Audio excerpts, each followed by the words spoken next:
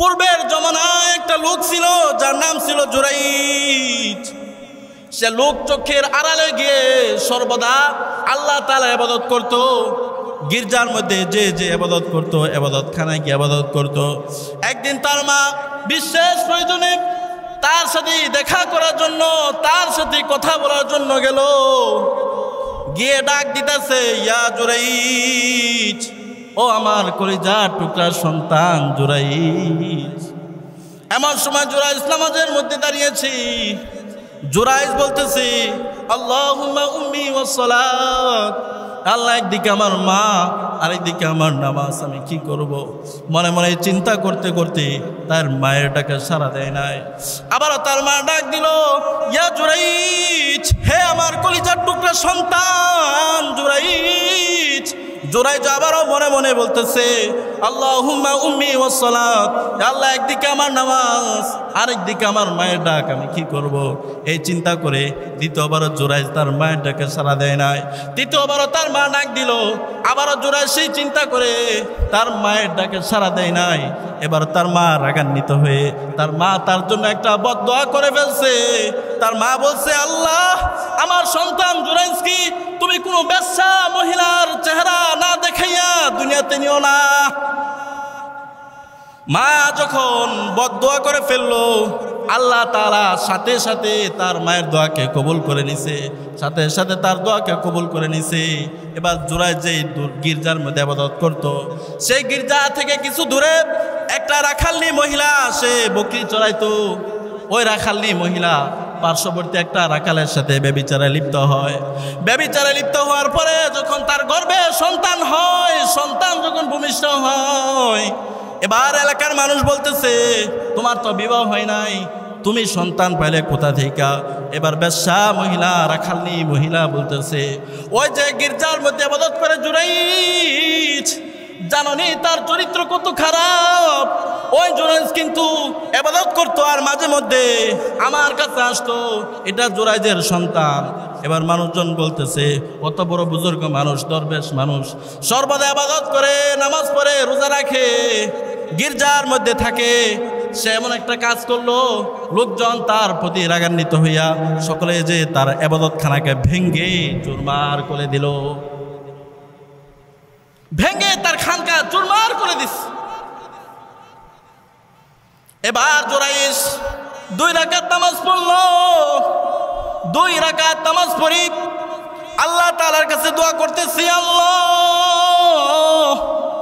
তুমি তো জানো আমি এই ব্যভিচারে লিপ্ত হই নাই, এটা আমার সন্তান না, তুমি তো জানো। জুরাইজ প্রকৃত অর্থেই কিন্তু বুজুর্গ মানুষ ছিল, আল্লাহর ওলি ছিল, কিন্তু মায়ের বদদোয়া সে কামাই করে ফেলছে।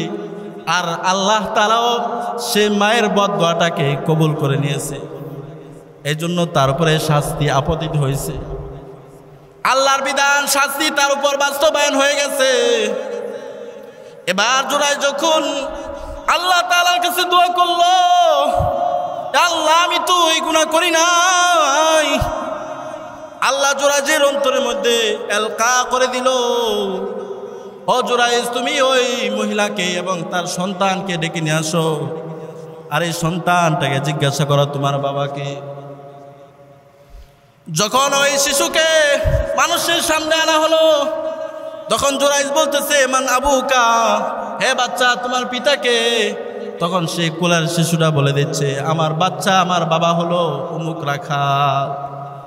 এবার সকল মানুষ তারা বলতে পারলো। তখন বলতেছে, ও জুরাইজ, তুমি যদি বলো তাহলে আমরা তোমার ঘর স্বর্ণ দিয়া নির্মাণ করে দিব। জুরাইজ বলতেছে, না না না, আমার ঘর স্বর্ণ দিয়া নির্মাণ করতে হবে না, আমার ঘর যেমন ছিল, ইবাদতখানাটা যেমন ছিল তেমন যদি বানাইয়া দাও, তাতেই আমি খুশি। শুনো শুনো, এটা মনে হয় আমার মায়ের বদদোয়া আমাদের উপর এটা পতিত হয়েছে। তো মায়ের বদদোয়ার কারণে তার উপরে এই শাস্তি আসছে। এজন্য মা বাবা তাদের খেদমত করবেন, তাদেরকে উৎসাহ দিবেন, ভালোবাসবেন। আর না হয় আপনি ধরবেন স্বর্ণ, দেখবেন হাতের মধ্যে আসছে মাটি। আর বাবা মার সাথে ভালো ব্যবহার করবেন, আল্লাহ আপনার রিজিকের মধ্যে বরকত, সব কিছুর মধ্যে বরকত দিবে। মাটি ধরবেন, দেখবেন এটা স্বর্ণ হয়ে গেছে। বাবা মা আপনার জন্য দোয়া করবে, এটা আপনার সারা জিন্দেগি আপনি পাইতে থাকবেন। দুনিয়ার বুকে যত দয়া আর মায়া, দুনিয়ার বুকে যত ভালোবাসা আছে, তার মধ্যে সবচেয়ে খাঁটি ভালোবাসা হচ্ছে পিতামাতার ভালোবাসা। ভাই ভাইকে ভালোবাসে, কিন্তু স্বার্থ আছে। বাবা সন্তানকে ভালোবাসে, বোন বোনকে ভালোবাসে, এটার মধ্যে স্বার্থ আছে। স্বামী স্ত্রীকে ভালোবাসে, তার মধ্যে স্বার্থ আছে। স্ত্রী স্বামীকে ভালোবাসে, তার মধ্যেও স্বার্থ আছে। একে অপরকে ভালোবাসে, এই ভালোবাসার মধ্যে স্বার্থ আছে। কিন্তু পিতামাতা যে সন্তানকে ভালোবাসে, সেটাই হলো একমাত্র নিঃস্বার্থ ভালোবাসা। ঠিক কিনা? আল্লাহ তাআলা পিতামাতার প্রতি সদ্ব্যবহারের আদেশ দিয়ে আল্লাহ রাব্বুল আলামিন বলেন, وَقَضَى رَبُّكَ أَلَّا تَعْبُدُوا إِلَّا إِيَّاهُ وَبِالْوَالِدَيْنِ إِحْسَانًا فَإِمَّا يَبْلُغَنَّ عِندَكَ الْكِبَرَ أَحَدُهُمَا أَوْ كِلَاهُمَا فَلَا تَقُل لَّهُمَا أُفٍّ وَلَا تَنْهَرْهُمَا وَقُل لَّهُمَا قَوْلًا كَرِيمًا واخفض لهما جناح الذل من الرحمة وقل رب ارحمهما كما ربياني صغيرا। আল্লাহ রাব্বুল আলামিন এই আয়াতে কারিমার মধ্যে বলতেছেন, ওয়াকাদা রাব্বুকা আল্লা তা'বুদু ইল্লা ইয়াহ, যে তোমাদের প্রভু ফয়সালা করে দিয়েছেন যে তোমরা একমাত্র তারই ইবাদত করবে। ওয়াবিল ওয়ালিদাইনি ইহসানা, তারপরে তোমরা পিতামাতার প্রতি সদ্য আচরণ করবে। তাদের একজন অথবা তাদের উভয় যদি বার্ধক্য উপনীত হয়, তখন তাদেরকে তোমরা শব্দটিও বলো না, তাদেরকে ধমক দিও না, তাদের সাথে নিম্ন স্বরে কথা বলো, এবং তুমি মুহাব্বত এবং ভালোবাসার ঢানা তাদের সামনে প্রসারিত করে দাও।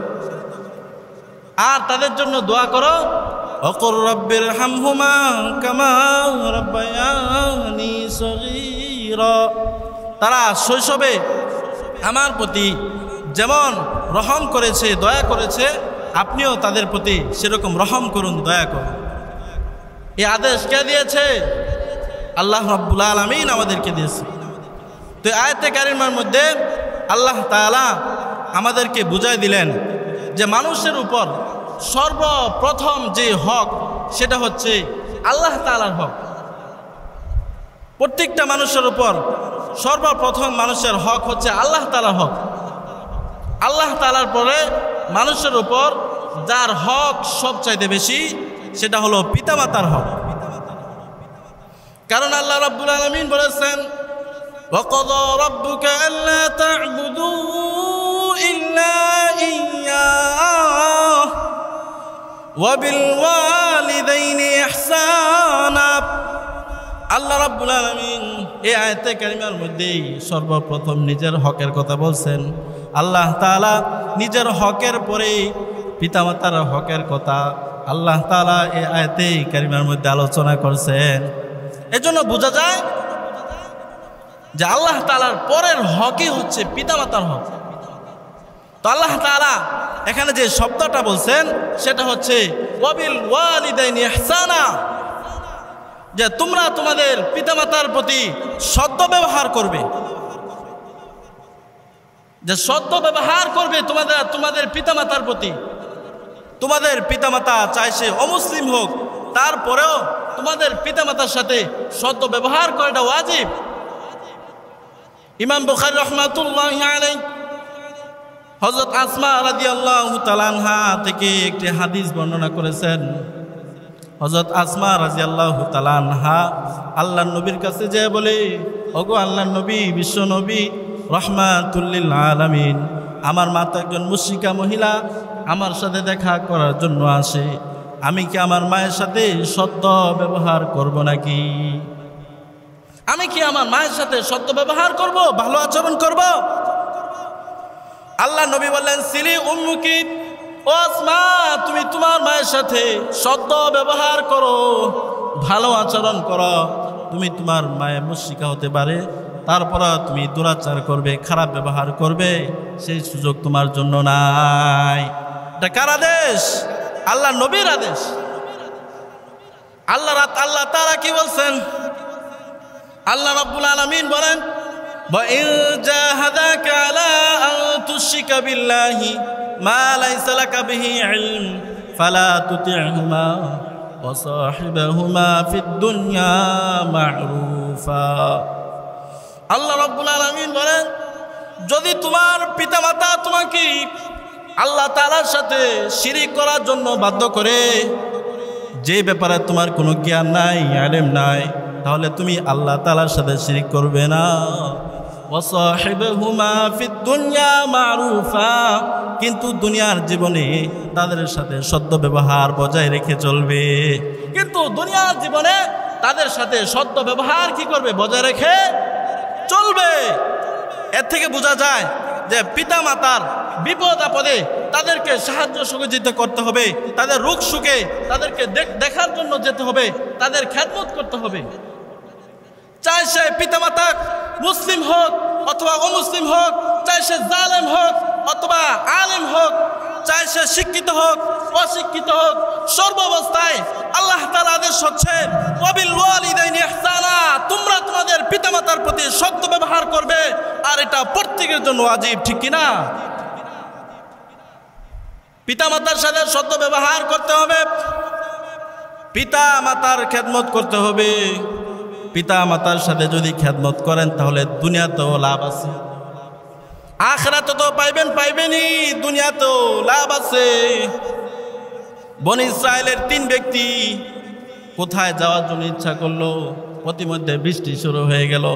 এমন সময় তারা বৃষ্টি থেকে বাঁচার জন্য একটা গুহার মধ্যে যে তারা আশ্রয় নিল। কিন্তু ঘটনাক্রমে সে গুহার মুখে বিশাল বড় একটা পাথর এসে গুহার মুখ বদ্ধ হয়ে গেল। এবার সেখান থেকে বাঁচার কোনো উপায় নাই। এবার বনী ইসরাইলের লোকগুলো বলতেছে, তোমরা আল্লাহ তাআলার যে নেক আমল করেছো, জীবনের যে শ্রেষ্ঠ নেক আমলগুলো আছে, এগুলো দিয়া তোমরা আল্লাহ তাআলার কাছে দোয়া করতে থাকো।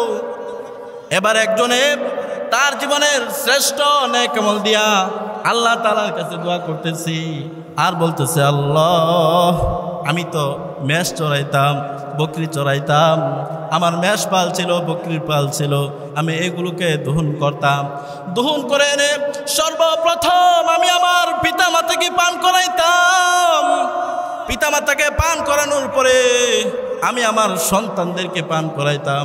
কিন্তু একদিন আমি যে দেখি আমার পিতামাতা ঘুমিয়ে গেছে, তখন আমার সন্তানরা কাঁদতেছিল, আমার পায়ের পাশে গড়াগড়ি করতেছিল, তখন আমি আমার সন্তানকে দুধ পান করাই নাই, আমি দুধটাকে নিয়ে মায়ের শিয়রে দাঁড়িয়েছিলাম। বাবা মা যখন ঘুম থেকে জাগ্রত হয়েছে, তখন আমি তাদেরকে দুধ পান করাই আমার সন্তানদেরকে আমি দুধ পান করাইছি। ও আল্লাহ, আমি যদি এই কাজটা তোমার সন্তুষ্টির জন্য করে থাকি, তাহলে আজকে আমাদের এই কঠিন বিপদের দিনে তুমি আমাদেরকে মুক্তি দিয়া দাও। সুবহানাল্লাহ। তখন এই দোয়া করার সাথে সাথে যে পাথরের উল্লেখযোগ্য একটা অংশ সরে গেছে, যে তারা আলো দেখতে পাইতেছে।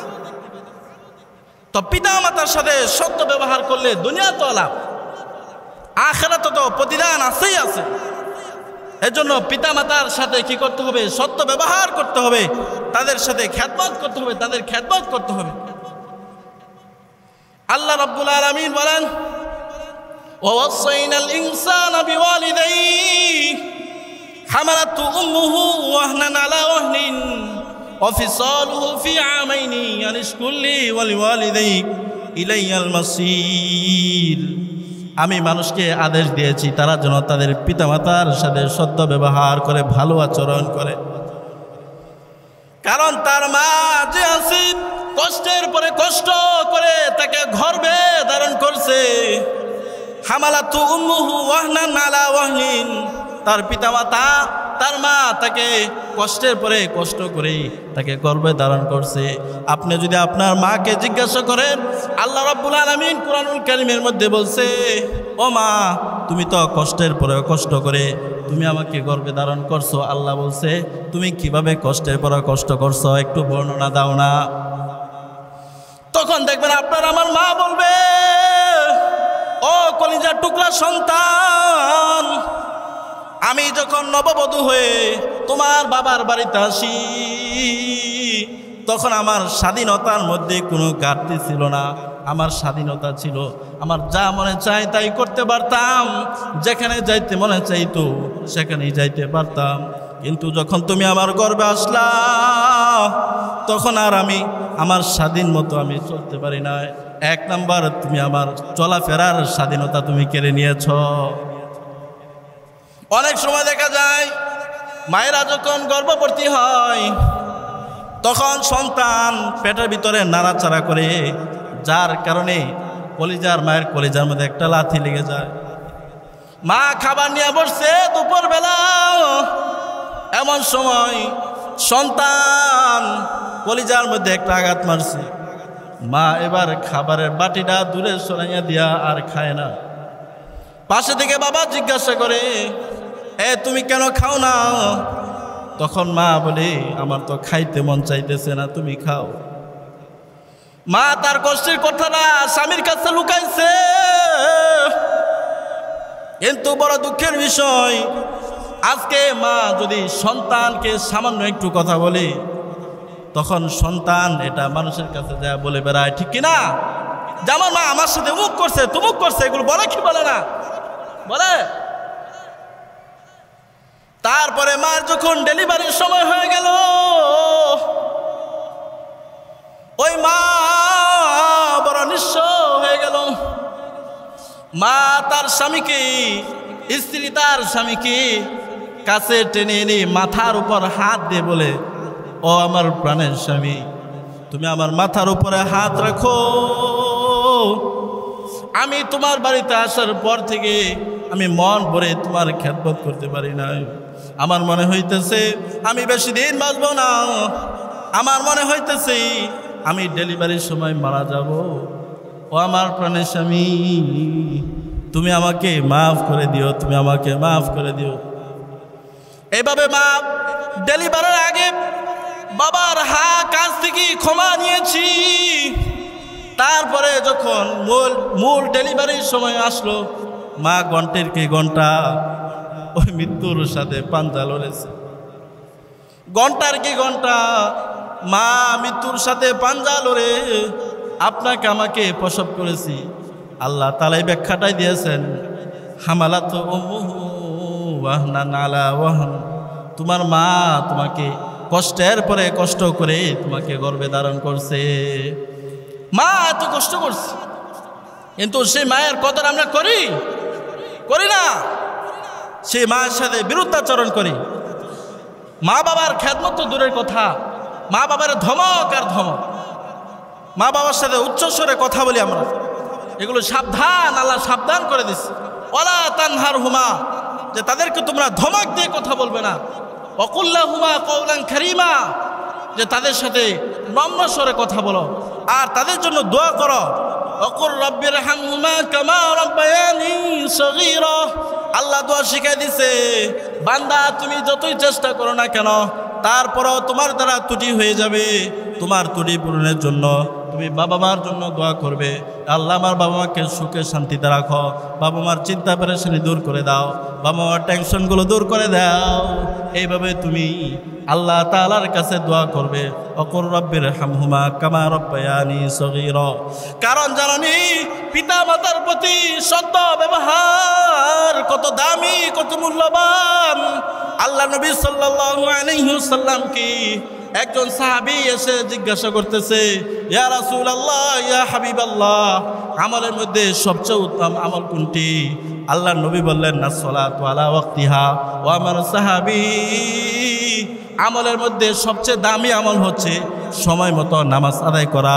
কুলতু সুম্মা আইয়ুন, আমি জিজ্ঞাসা করলাম ওগো আল্লাহ রাসূল, ওগো আল্লাহর হাবিব, তারপরে কোন আমলটা উত্তম? আল্লাহর নবী বললেন বিররুল ওয়ালিদাইন, তুমি তোমার পিতামাতার সাথে সদ্য ব্যবহার করবে। তারপর আমি বললাম কুলতু সুম্মা আইয়ুন, তারপরে কোন আমলটি সর্বোত্তম? আল্লাহর নবী বলে আল জিহাদু ফি সাবিলিল্লাহ। তারপরে তৃতীয় নাম্বার যে আমলটি উত্তম সেটা হচ্ছে জিহাদ ফি সাবিলিল্লাহ, আল্লাহর পথে জিহাদ করা। জিহাদের মতো কত মূল্যবান আমল, সে আমলের আগে আল্লাহর নবী বলছেন বিররুল ওয়ালিদাইন, নামাজের পরেই হলো পিতামাতার সাথে সদ্য ব্যবহার করাই হচ্ছে সবচেয়ে দামি ইবাদত। তারপরে বাবা মা, তাদের এত অধিকার থাকার পরেও যারা বাবা মার সাথে দুরাচার করবে, বাবা মাকে মূল্যায়ন দিবে না, বাবা মাকে ধমক দিয়ে কথা বলবে, তাদের আখিরাত তো বাতিল হবে, দুনিয়া তো তারা বাতিল হয়ে যাবে, দুনিয়া তো তাদের উপর শাস্তি চলে আসবে। বাবা মার নেক দোয়া যেমন কবুল হয়, বাবা মার বদ দোয়া তেমনই কবুল হয়। বুখারী শরীফের মধ্যে আসছে আল্লাহ নবী সাল্লাল্লাহু আলাইহি ওয়াসাল্লাম বলেছেন, পূর্বের জমানায় একটা লোক ছিল যার নাম ছিল জুরাইজ। সে লোক চোখের আড়ালে গিয়ে সর্বদা আল্লাহ তাআলা ইবাদত করত। গির্জার মধ্যে যে ইবাদত করত, ইবাদতখানায় গিয়ে ইবাদত করত। একদিন তার মা বিশেষ প্রয়োজনে তার সাথে দেখা করার জন্য, তার সাথে কথা বলার জন্য গেল। গিয়ে ডাক দিতেছে, ইয়া জুরাইজ, ও আমার কলিজার টুকরার সন্তান জুরাইজ। এমন সময় জুরাইজ নামাজের মধ্যে দাঁড়িয়েছি। জুরাইজ বলতেছে আল্লাহুম্মা উম্মি ওয়াস সালাত, আল্লাহ একদিকে আমার মা আর একদিকে আমার নামাজ, আমি কি করব? মনে মনে চিন্তা করতে করতে তার মায়ের ডাকে সাড়া দেয় নাই। আবারও তার মা ডাক দিল, ইয়া জুরাইজ, হে আমার কলিজার টুকরা সন্তান জুরাইজ। জুরাইজ আবারও মনে মনে বলতেছে আল্লাহুম্মা উম্মি ওয়াস সালাত, আল্লাহ একদিকে আমার নামাজ আর একদিকে আমার মায়ের ডাক, আমি কি করব? এই চিন্তা করে দ্বিতীয়বারও জুরাইজ তার মায়ের ডাকে সাড়া দেয় নাই। তৃতীয়বারও তার মা ডাক দিল, আবারও জুরাইজ সেই চিন্তা করে তার মায়ের ডাকে সাড়া দেয় নাই। এবার তার মা রাগান্বিত হয়ে তার মা তার জন্য একটা বদদোয়া করে ফেলছে। তার মা বলছে, আল্লাহ, আমার সন্তান জুরাইজ কি তুমি কোনো বেশ্যা মহিলার চেহারা না দেখাইয়া দুনিয়াতে নিও না। মা যখন বদদোয়া করে ফেললো, আল্লাহ তাআলা সাথে সাথে তার মায়ের দোয়াকে কবুল করে নিছে, সাথে সাথে তার দোয়াকে কবুল করে নিছে। এবার জুরাইজ যেই গির্জার মধ্যে ইবাদত করত, সেই গির্জা থেকে কিছু দূরে একটা রাখালনি মহিলা, সে বকরি চড়াইতো। ওই রাখালনি মহিলা পার্শ্ববর্তী একটা রাখালের সাথে ব্যভিচারে লিপ্ত হয়। ব্যভিচারে লিপ্ত হওয়ার পরে যখন তার গর্ভে সন্তান হয়, সন্তান যখন ভূমিষ্ঠ হয়, এবার এলাকার মানুষ বলতেছে, তোমার তো বিবাহ হয় নাই, তুমি সন্তান পাইলে কোথা থেকে? এবার বেশ্যা মহিলা, রাখালনি মহিলা বলতেছে, ওই যে গির্জার মধ্যে ইবাদত করে জুরাইজ, জানোনি তার চরিত্র কত খারাপ? ওই জুরাইজ কিন্তু ইবাদত করতো আর মাঝে মধ্যে আমার কাছে আসতো, এটা জুরাইজের সন্তান। এবার মানুষজন বলতেছে, কত বড় বুজুর্গ মানুষ, দরবেশ মানুষ, সর্বদা ইবাদত করে, নামাজ পড়ে, রোজা রাখে, গির্জার মধ্যে থাকে, সে এমন একটা কাজ করলো, লোকজন তার প্রতি রাগান্বিত হইয়া সকলে যে তার ইবাদতখানাকে ভেঙ্গে চুরমার করে দিল, ভেঙ্গে তার খানকা চুরমার করে দিস।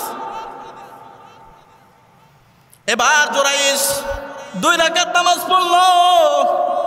2 রাকাত নামাজ পড়ি আল্লাহ তাআলার কাছে দোয়া করতেছি, আল্লাহ, তুমি তো জানো আমি এই ব্যভিচারে লিপ্ত হই নাই, এটা আমার সন্তান না, তুমি তো জানো। জুরাইজ প্রকৃত অর্থেই কিন্তু বুজুর্গ মানুষ ছিল, আল্লাহর ওলি ছিল, কিন্তু মায়ের বদদোয়া সে কামাই করে ফেলছে। আর আল্লাহ তাআলাও সে মায়ের বদদোয়াটাকে কবুল করে নিয়েছে। এই জন্য তার উপরে শাস্তি আপতিত হয়েছে। আল্লাহর বিধান শাস্তি তার উপর বাস্তবায়ন হয়ে গেছে। এবার জুরাইজ যখন আল্লাহ তাআলার কাছে দোয়া করলো, আল্লাহ, আমি তো এই গুনাহ করি নাই, আল্লাহ জুরাইজের অন্তরের মধ্যে এলকা করে দিল, ও জুরাইজ তুমি ওই মহিলাকে এবং তার সন্তানকে ডেকে নিয়ে আসো, আর এই সন্তানটাকে জিজ্ঞাসা করো তোমার বাবাকে। যখন ওই শিশুকে মানুষের সামনে আনা হলো, তখন জুরাইজ বলতেছে মান আবুকা, হে বাচ্চা তোমার পিতাকে। তখন সে কোলের শিশুটা বলে দিচ্ছে আমার বাচ্চা, আমার বাবা হলো অমুক রাখাল। এবার সকল মানুষ তারা বলতে পারলো। তখন বলতেছে ও জুরাইজ তুমি যদি বলো তাহলে আমরা তোমার ঘর স্বর্ণ দিয়া নির্মাণ করে দিব। জুরাইজ বলতেছে না না না, আমার ঘর স্বর্ণ দিয়া নির্মাণ করতে হবে না, আমার ঘর যেমন ছিল, ইবাদতখানাটা যেমন ছিল তেমন যদি বানাইয়া দাও তাতেই আমি খুশি। শুনো শুনো, এটা মনে হয় আমার মায়ের বদদোয়া আমাদের উপর এটা পতিত হয়েছে। তো মায়ের বদদোয়ার কারণে তার উপরে এই শাস্তি আসছে। এজন্য মা বাবা তাদের খেদমত করবেন, তাদেরকে উৎসাহ দিবেন, ভালোবাসবেন। আর না হয় আপনি ধরবেন স্বর্ণ, দেখবেন হাতের মধ্যে আসছে মাটি। আর বাবা মার সাথে ভালো ব্যবহার করবেন, আল্লাহ আপনার রিজিকের মধ্যে বরকত, সব কিছুর মধ্যে বরকত দিবে। মাটি ধরবেন, দেখবেন এটা স্বর্ণ হয়ে গেছে। বাবা মা আপনার জন্য দোয়া করবে, এটা আপনার সারা জিন্দেগি আপনি পাইতে থাকবেন। এই জন্য তোফাজ্জল মৌলভী আগে বলতো মা বাবা অতি আপন, মা বাবার কর যতন, তিন কথার সাথী পায়া ভুইলা যায়ও না। হায়রে মা বাবাকে দুঃখ দিলে আল্লাহ সহে না, হায়রে মা বাবাকে দুঃখ দিলে আল্লাহ সহে না। মা বাবাকে দুঃখ দিলে আল্লাহ সয়, কখনো সইবে না। জন্য মা বাবার দোয়া নেন।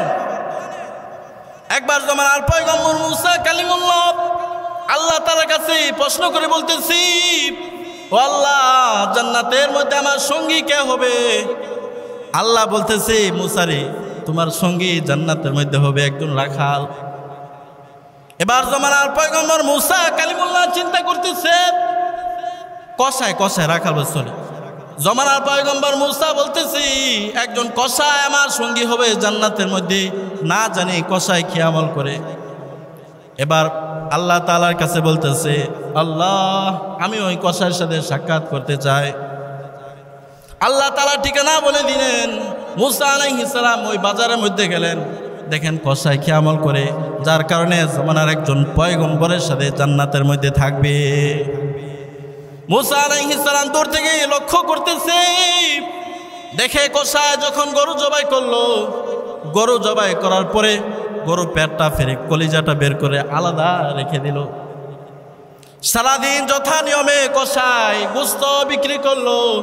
গোশত বিক্রি করে যখন সন্ধ্যাবেলা বাড়িতে চলে যাবে, এমন সময় মুসা আলাইহিস সালাম বলতেছে ও কসাই ভাই আমি তোমার সাথে মেহমান হতে চাই।